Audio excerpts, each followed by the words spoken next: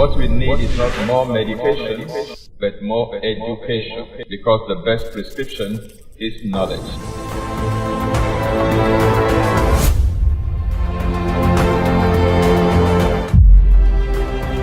This is Exposé coming to you live from Lagos, Nigeria, every Monday on Instagram, YouTube, and Facebook simultaneously. I'm your regular host, Tony Akinyemi. Don't forget, what we need is not more medication, but more education, because the best prescription is knowledge.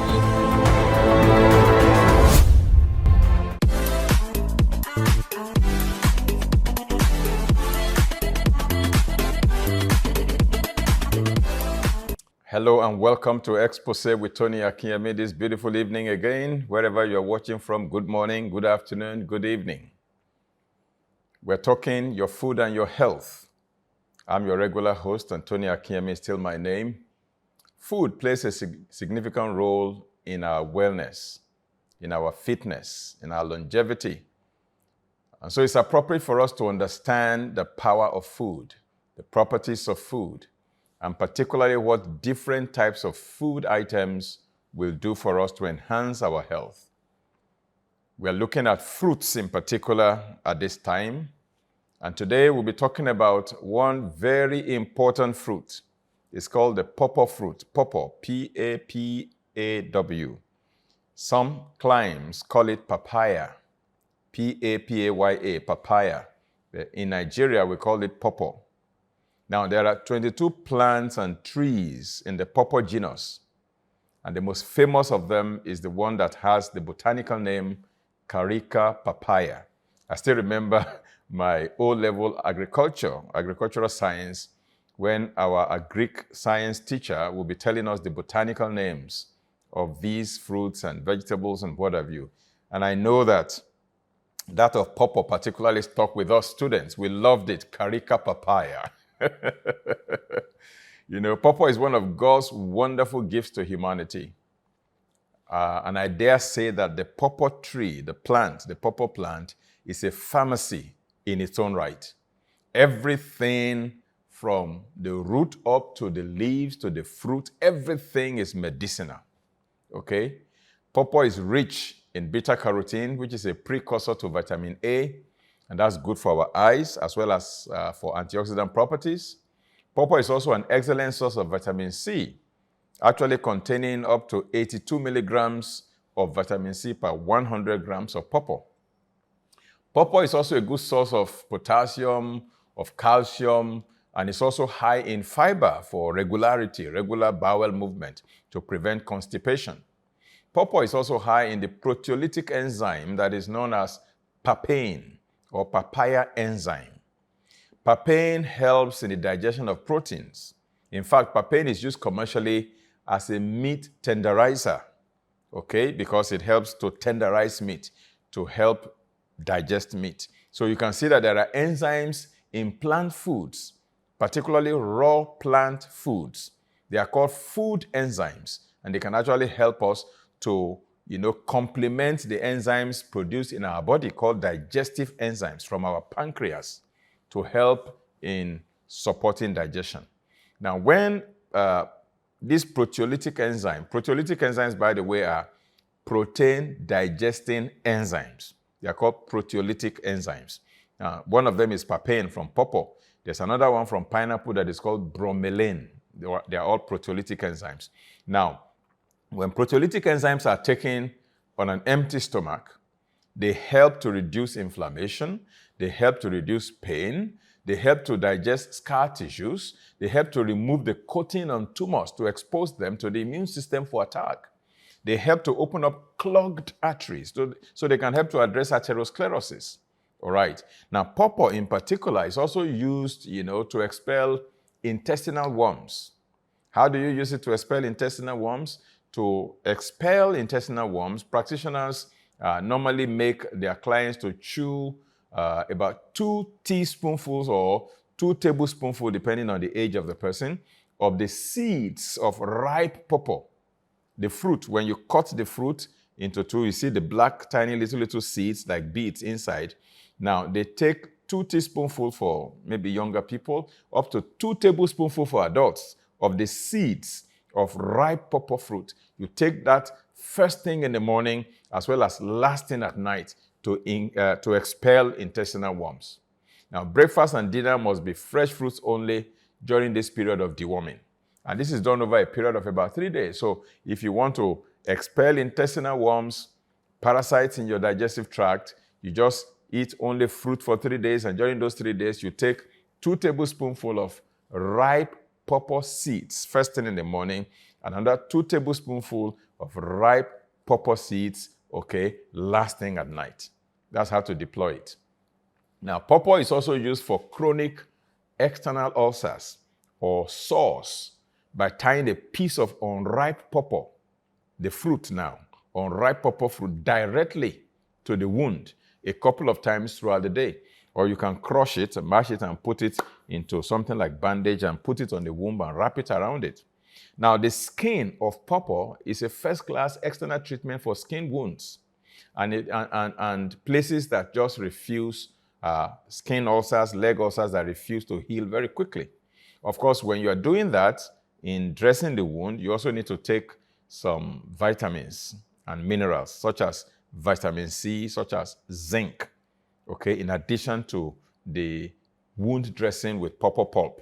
Now, the pulp from the juicer, if you juice your pawpaw, can actually be used for this, as well as a poultice. Now, consuming a lot of ripe pawpaw and ripe pineapple can also support, in helping wounds to heal very quickly, particularly the stubborn ones, leg ulcers in particular, in people who are diabetic or people who have sickle cell anemia.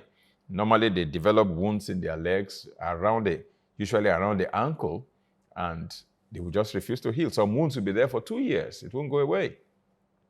Now, traditionally, the pawpaw plants, the leaves, the fruits, the seeds, the roots, they are all used to address different conditions such as asthma, bronchitis, cough, stomach ulcer, malaria fever, jaundice, diabetes, constipation, impotence, and even hemorrhoids, many other things.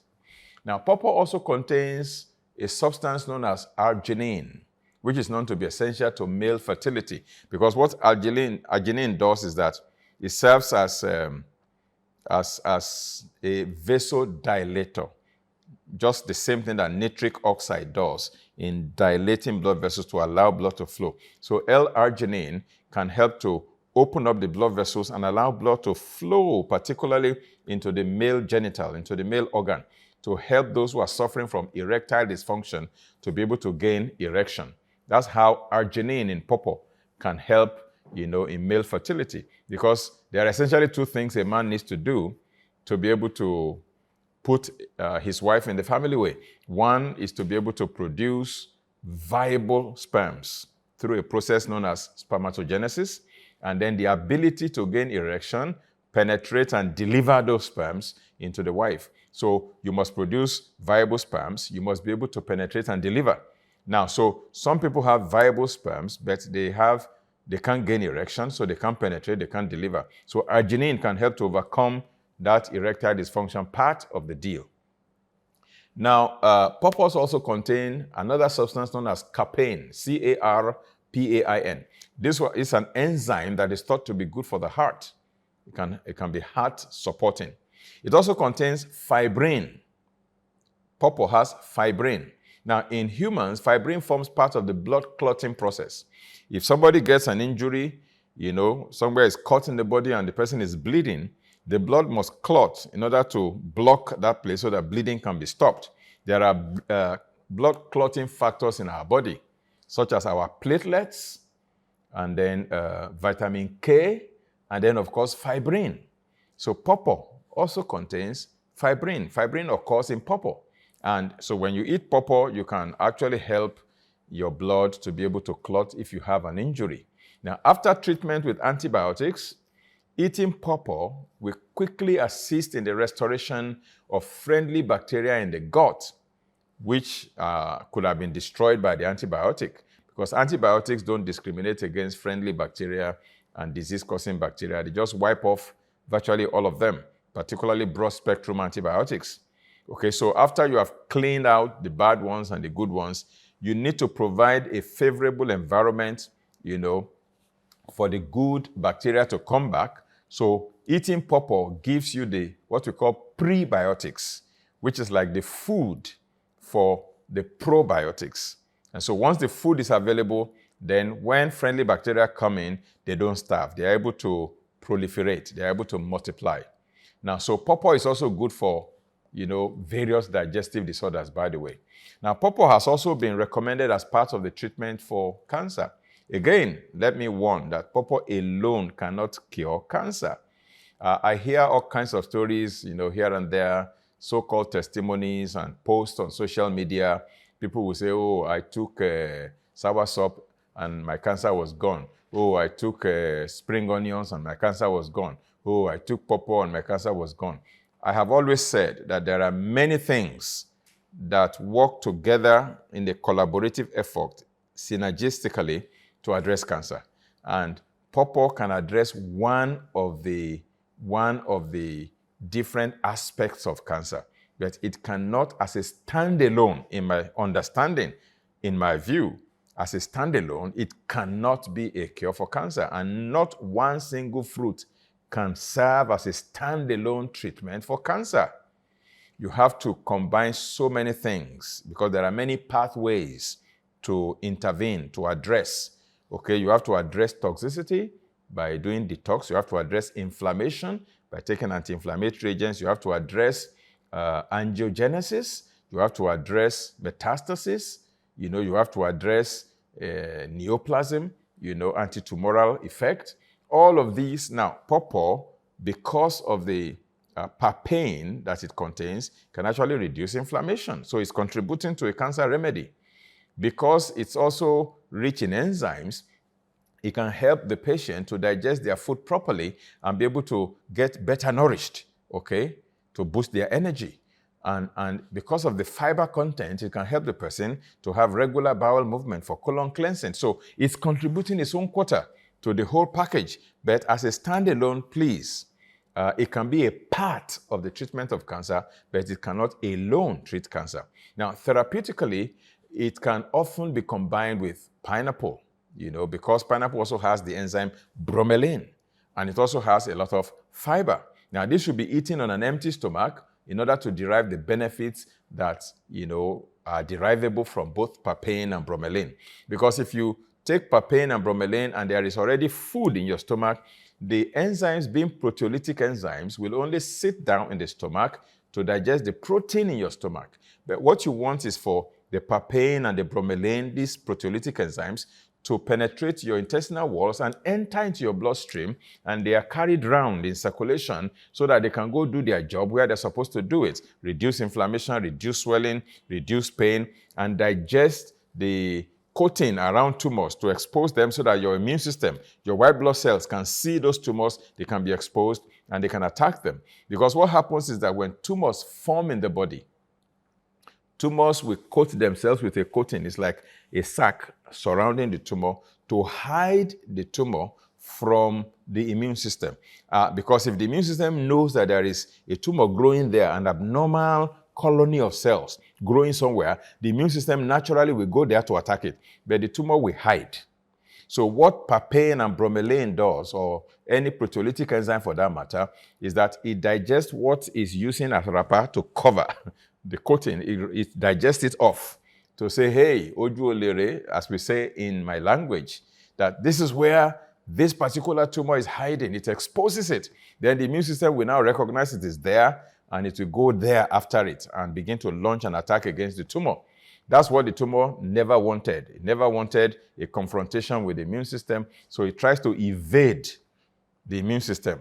So, but papain, bromelain, serrapeptase, serrazyme, all of them are proteolytic enzymes. When taken on an empty stomach, they go there, they expose it. Whether it is fibroid tumor, benign tumor, or malignant tumor, it contributes to the fight. It contributes its own quota to the fight. But for those who are diabetic and want to be careful with the high sugar content of pineapple or ripe pawpaw, You can as well just go ahead and obtain bromelain or papain in supplement form, in the form of tablets or capsules, which is a very good idea, and take it on an empty stomach, and you are getting one of the benefits from Paw Paw. All right.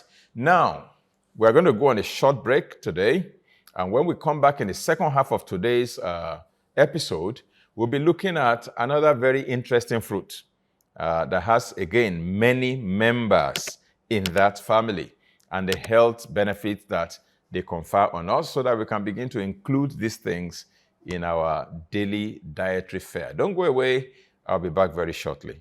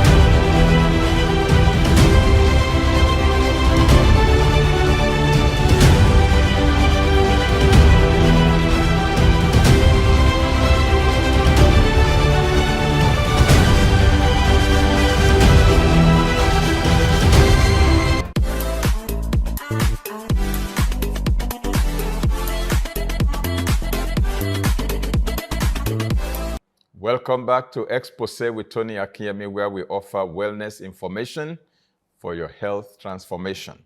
What we need is not more medication, but more education. For the best prescription is knowledge. To be informed is to be transformed, and to be uninformed is to be deformed. We're talking your food and your health, and we are zeroing in on fruits. And today we've talked about one fruit, which is the papaya or Paw Paw. And the second fruit we are going to be talking about in this second half of today's episode is the pineapple. Pineapple. Now, pineapple is a tropical fruit that contains a proteolytic enzyme known as bromelain, as I mentioned earlier, which also helps in the digestion of protein. Now, bromelain is a useful anti-inflammatory enzyme. It's very effective in reducing swelling, as well as in assisting in addressing conditions such as acute sinusitis, such as sore throat, such as laryngitis, arthritis, and gout. By the way, when you hear itis in any medical term, that talks about inflammation. So like when we talk about sinusitis, inflammation of the sinuses. When we talk about laryngitis, that's inflammation of the larynx in the throat. We talk about arthritis, inflammation of the joints. When you talk about hepatitis, inflammation of the liver, okay? Prostatitis, inflammation of the prostate. So we're saying that all proteolytic enzymes, which typically are found in fruits and sometimes in yeast, okay, such as papain in Paw Paw, such as bromelain in pineapple, and serazymes and serapeptase. These are all found in yeast, okay? Now, they can help in addressing conditions such as sinusitis, such as laryngitis, such as sore throat, such as, gouty arthritis or regular, arthritis. Now, for increased effectiveness, as I've often underscored, these enzyme-rich foods, proteolytic enzyme-rich foods, must be taken on an empty stomach. Now, pineapple can also prevent, blood clot formation because of the bromelain content. It can prevent,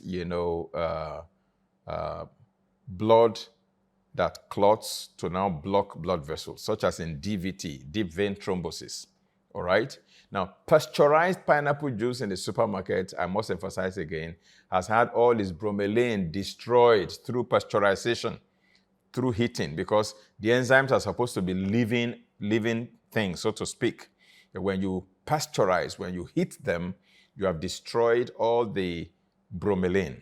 So it's of no use drinking packaged pineapple juices or bottled pineapple chunks in chemicalized water. Fresh pineapple is what delivers these goodies. The one that is bubbling with proteolytic enzymes. Any cooked food or food that has been heated at high temperatures have had all their enzymes damaged. They are no longer active. Now, pineapple is a source also of minerals like potassium.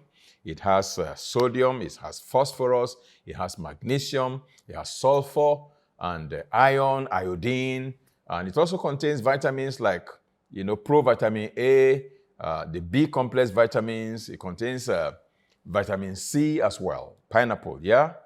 And it has a lot of nutritive value. Now, according to various scientific studies, the nutritive value of pineapple per 100 grams will include things like 130 international units of vitamin A, that's 130 IU, about 24 milligrams of vitamin C, that's per 100 grams of pineapple. You find about 16 milligrams of calcium, about 11 milligrams of phosphorus, about 150 milligrams of potassium, and it contains about 13.7 grams of carbohydrate. You can see all the other ones were measured in milligrams and IU, but when it came to carbohydrate, it's mentioned in grams, not milligrams. So which means it's abundant in carbohydrates. You have about 52 calories per 100 grams of pineapple. Now, pineapple is also an excellent source of manganese, a mineral that is particularly essential in some of the enzymes necessary in the body for energy production. It also has very good amounts of vitamin B1, otherwise known as thiamine, now, which is very important in these energy-producing enzymes in the body. Now, pineapple strengthens bones and also cleanses the liver, all right? It's been shown to be important in maintaining good eye health, in helping to protect against age-related macular degeneration, ARMD, okay? And there are even some beneficial molecules that are hidden in the stems of pineapples, apart from the main fruit. Now, Australian researchers found that these molecules that have been seen to act as a defense against certain types of cancer, such as ovarian cancer, lung cancer, colon cancer, breast cancer, and even skin cancer. Now, the place in the pineapple fruit where you find the highest concentration of bromelain, by the way, is at the core of the pineapple fruit, as well as the what do we call that one now? Is it the crown that is on top of the pineapple fruit? The one that is broken off and planted. Okay, when you break it off the pineapple fruit and you remove all the spikes, as it were, the leaves, you remove everything, you have a small stump that is left. That stump is highly concentrated in the proteolytic enzyme bromelain, all right? And then when you cut the pineapple fruit as well, there is a core, like a rod, that runs through the center of it. That is also concentrated in bromelain, okay? Now, pineapple is good for colds and coughs. I normally juice pineapple juice. Then I will put it in my blender. I will add a lot of ginger. I will add a lot of garlic, and then some lemon juice, and then a little honey. And I blend everything together to make an expectorant to relieve, mild cough. And it actually tastes nice, by the way. Now, if the cough is, caused by some kind of mild infection, throat infection, the garlic that is in that recipe serves as a broad-spectrum mild antibiotic. And then you find the pineapple with the bromelain enzyme will be breaking up the mucus so that you can cough and the cough can be productive and all the phlegm can begin to break up and come out. Okay, again, the recipe is pineapple juice with lemon juice, with honey, and then with a lot of ginger and garlic. Put everything in the blender, blend it together to make that cough expectorant. Pineapple is also beneficial in many other conditions. It can help to regulate our glands, and it has been found to be helpful, particularly with the thyroid gland. All right? Those who have goiter, can take a lot of pineapple. Again, not as a standalone remedy, but as one of the contributors to solving that problem. It can help in the case of dyspepsia, which is chronic digestive disturbance. It can help in the case of bronchitis, inflammation of the bronchial tubes. It can help in catarrh, secretions from the mucous membranes. It can help in arthritis, which is usually disease of the joints. It can help in many, many other ways. Pineapples, fresh pineapple juice. It can also be used in removing intestinal worms, the same way that Paw Paw can also be used.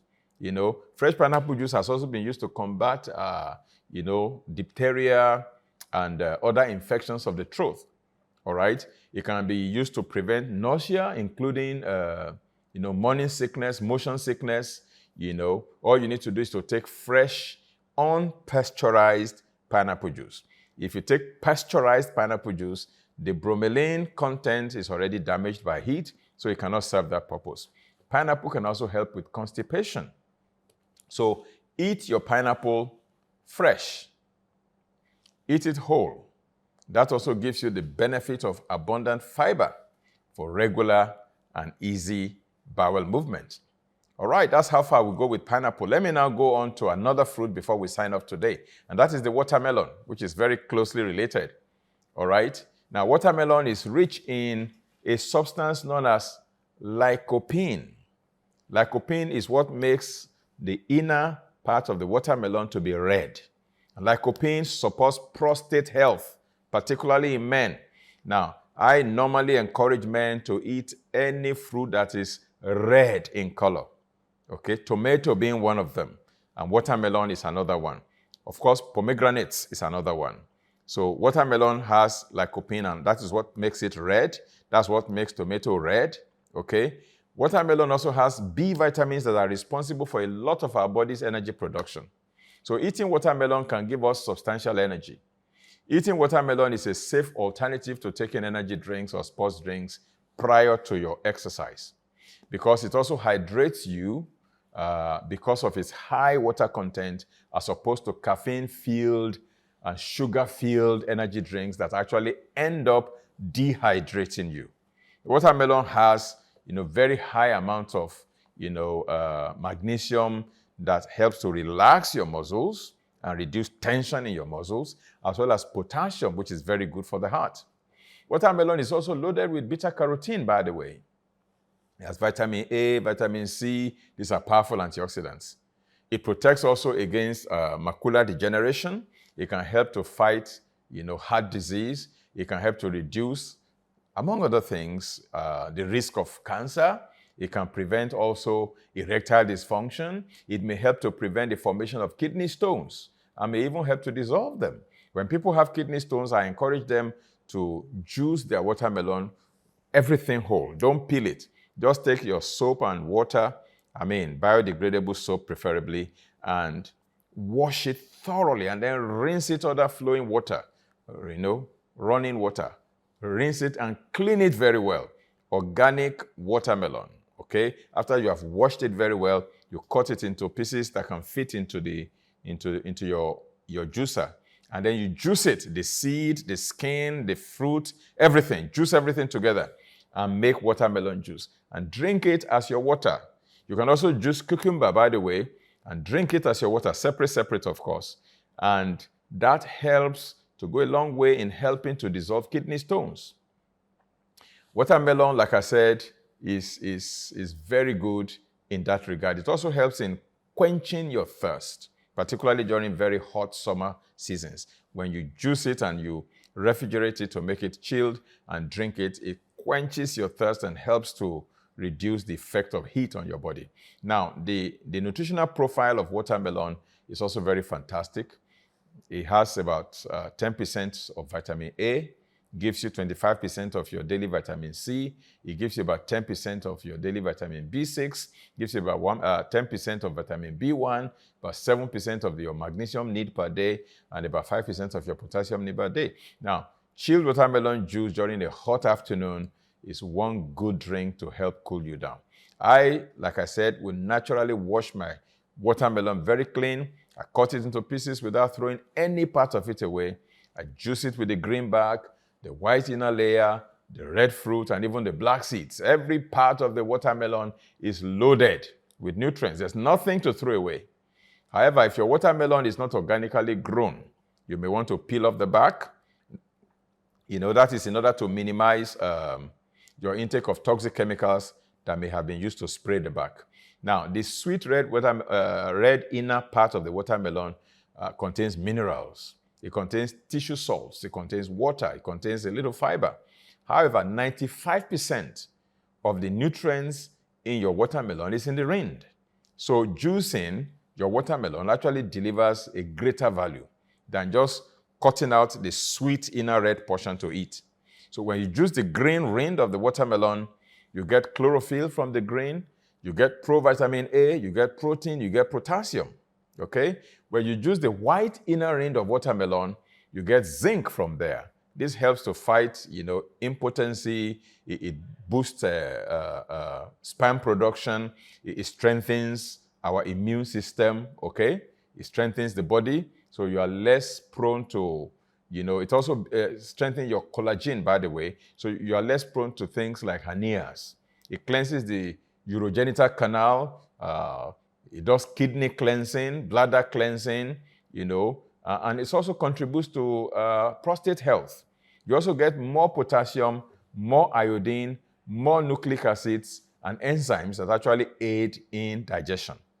Now, watermelon rind also delivers an antioxidant that scavenges for free radicals and also reverses the peroxide emission that dying cells put forth. When cells in our body are dying off, they release, peroxide. Watermelon has, phytochemicals that help to mop up and clean it up. It also effectively acts as an anti-aging agent, by the way.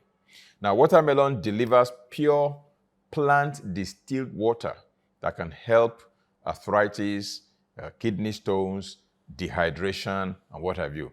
Now, melons generally, are excellent tonics. They help with elimination of waste from the body, and they are better eaten alone because they are a fast digesting fruit. So there's an axiom that says, eat your watermelon alone or leave it alone.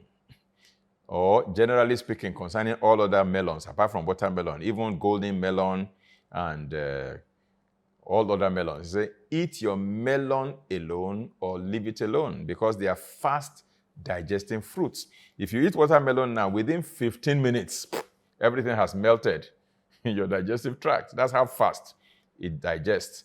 So, and then it also can ferment very easily. So if there's any delay in its movement through your digestive tract, it can begin to ferment, and then it begins to produce a lot of gas, and then that can give you bloating. That's why it's not good, it's not a good idea to combine watermelon with other fruits like banana and what have you when you are making your fruit salad. I see many people adding watermelon to their salad, fruit salad. No. You can make your fruit salad from a combination of other fruit, but watermelon, eat it alone or leave it alone. All right. Watermelon, cranberries, and cucumbers are very good diuretics. This is how far we can go today. We have dealt with pineapple, we've dealt with Paw Paw, we've dealt with watermelon. When next we come back, we probably will be looking at peppers. And there is a lot to talk about peppers. Because you see, people have said, oh, if you have ulcer, don't eat pepper. Oh, if you have this, don't eat pepper. Meanwhile, pepper is a remedy for those conditions that they are saying you shouldn't eat them for. But when we come back, we'll be talking more about peppers and all the different types of peppers, okay? And I encourage you to actually grow your own pepper. You can grow it in your compound. Anyway, let me not begin to talk about pepper today because we have not started. When we come back next time, this same platform, same time, we will start talking about that. Your food and your health. Food plays a role in your wellness, in your fitness, in your longevity, in the quality of your life. So know your food because your food is your medicine. Hippocrates will say, let your food be your medicine and let your medicine be your food. I thank you for spending your beautiful evening with me. I pray that the Lord bless you and bless your week. And I pray that if you are dealing with any medical condition, the power of God will come upon you to give you healing and recovery. Receive your miracle, receive your healing, be restored to health in the name of Jesus. By the stripes of Jesus, be made whole. The great physician touches you where you are, at home, at work, on your hospital bed, and makes you well. Share your testimony when your healing is perfected to the glory of God. You are blessed. I love you. Have a wonderful week ahead. Bye.